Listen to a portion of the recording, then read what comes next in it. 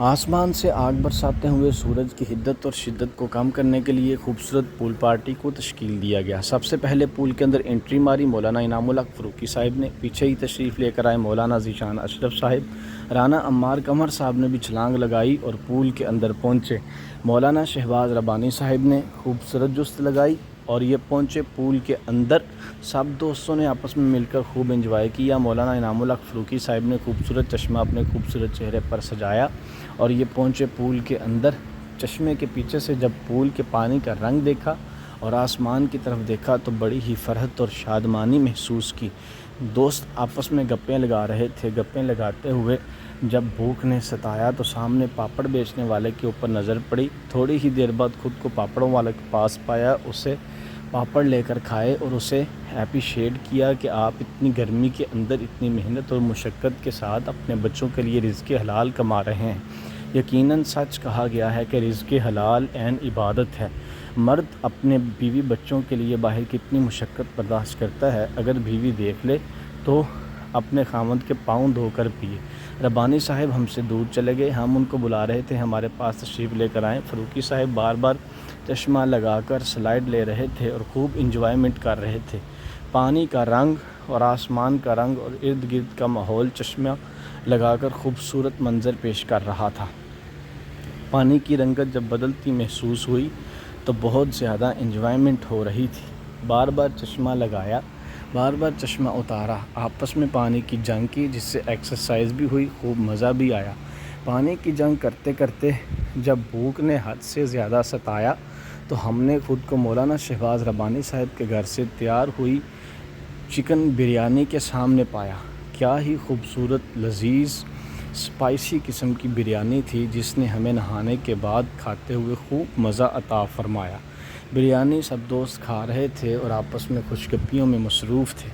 خوش گپیاں لگاتے لگاتے بریانی کو کھایا۔ بریانی کھانے کے بعد پول کا جائزہ لیا۔ پول کا جائزہ لیتے لیتے ساتھ پھر بریانی کا دور چلتا رہا۔ مولانا انعام الحق فاروقی صاحب بریانی کھانے کے بعد پول کے ماحول کو دیکھ رہے ہیں کہ لوگ کس قدر گرمی سے ستائے ہوئے آ کر نہا رہے ہیں۔ میں نے کہا جناب آپ بھی نہائیں، نہانے کے لیے آئے ہیں، روز روز تو نہیں آیا جاتا، ایسے پروگرام تو کبھی کبھی بنتے ہیں۔ کہا آپ بالکل سچ کہہ رہے ہیں۔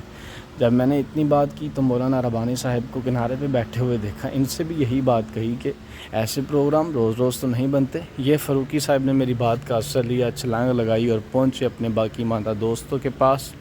دوستوں نے آپس میں مل کر خوب انجوائے کیا، گپ شپ چل رہی تھی اور ساتھ ہی جمعے کی پلاننگ بھی ہو رہی تھی۔ علماء کی مجلس، علماء کا انجوائمنٹ ایسا ہی ہوتا ہے کہ اس میں قرآن و حدیث کی باتیں بھی ہوتی ہیں، انبیاء کرام، پاکیزہ اور گزیدہ ہستیوں کو ڈسکس بھی کیا جاتا ہے۔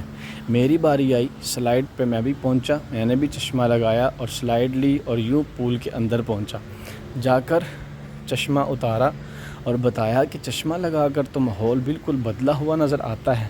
پھر سب دوست باری باری پہنچے سلائیڈ پر اور سلائیڈ کا مزہ لینے لگے، سلائیڈ سے خوب لطف اندوز ہونے لگے۔ واقعتاً سلائیڈ لیتے ہوئے نہانے کا اپنا ہی مزہ ہے۔ مولانا انعام الحق فاروقی صاحب نے شہباز ربانی صاحب سے کہا آپ بھی سلائیڈ لیں۔